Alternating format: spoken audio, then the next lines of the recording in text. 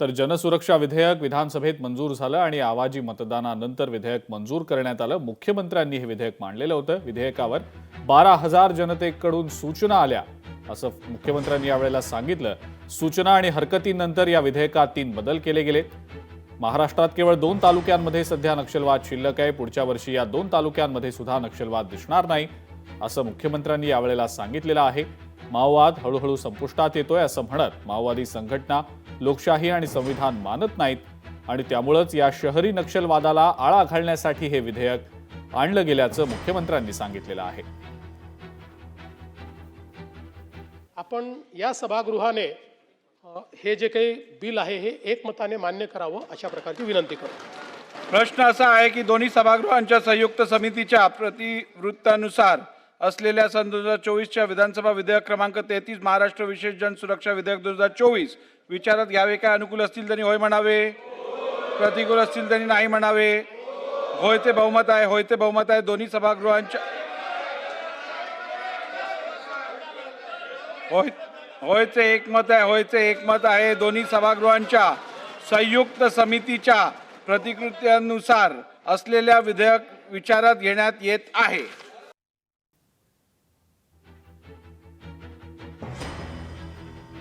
सर्व सदस्यांनी या विधेयकावर या ठिकाणी संयुक्त चिकित्सा समितीमध्ये काम केलं।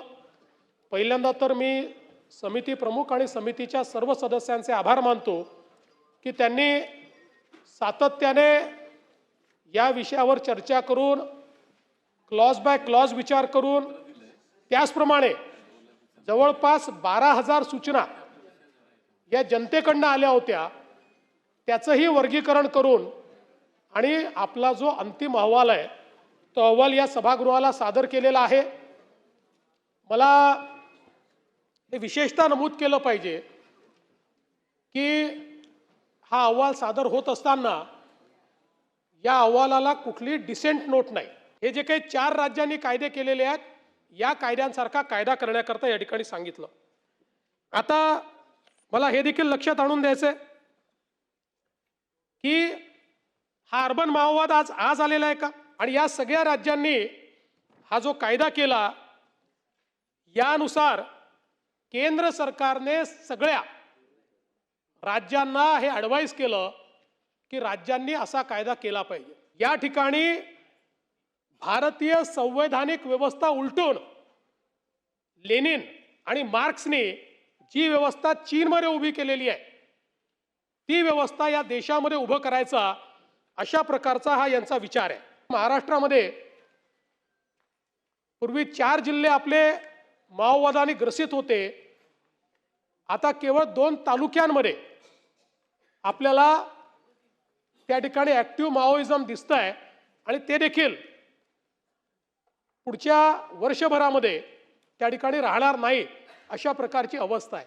ऍक्टिव्ह मिलिटंट्स मिळत नाहीत, त्यावेळी पॅसिव्ह मिलिटंट्स तयार करायचे आणि म्हणून यातनं मोठ्या प्रमाणात जनसंघटना ज्यांची नावं पाहिल्यानंतर आपल्याला असं वाटतं की ही लोकशाही वाचवण्याकरता तयार झालेल्या संघटना आहेत, पण त्या संघटनांची कारवाई पाहिल्यानंतर ते लोकशाही मानत नाहीत आणि त्या संघटना भारताचं संविधान देखील मानत नाहीत। जनसुरक्षा विधेयक जे आहे हे नक्सलाइट्सच्या नावावर तर आणलेलं आहे, परंतु आपल्याकडे आपल्या राज्यात अनेक कायदे असे आहेत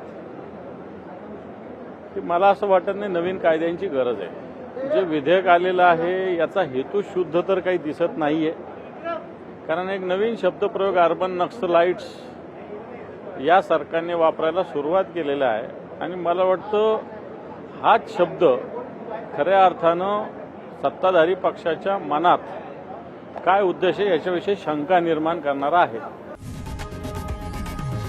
लोकशाही मराठी ऐका, पहा, जागरूक रहा।